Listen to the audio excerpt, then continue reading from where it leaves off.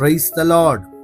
ఈ దినమున మనకు అనుగ్రహించిన శ్రేష్టమైన యేసయ్య మాట మీకా గ్రంథము 7వ అధ్యాయం 11వ వచనం. నీ సరిహద్దు విశాలపరచబడును.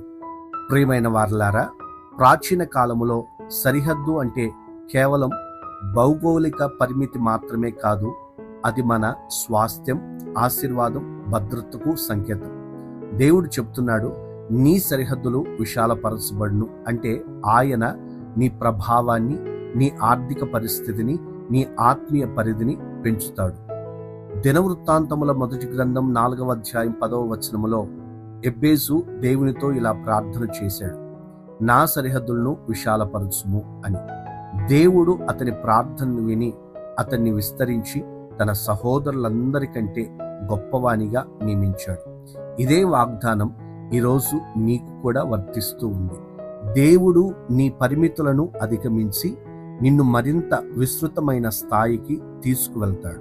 ఈ మాటలు వింటున్న ప్రియ సహోదరుడా, సహోదరి, మనకు కనిపించే పరిస్థితులు చాలనట్లుగా అనిపించవచ్చు. దేవుని వాగ్దానం అపరిమితం.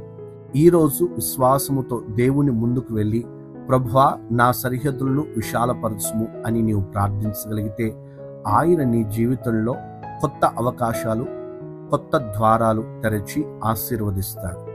ప్రార్థన. మా సరిహద్దులను విశాలపరచగలిగిన దేవా, మీకు స్తోత్రం.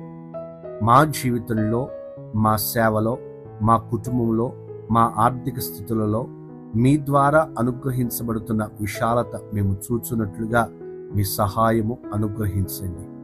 మా పరిమితులను అధిగమించడానికి మీ అనుగ్రహం మాకు అనుగ్రహించమని యేసు నామమున ప్రార్థిస్తున్నాము తండ్రి.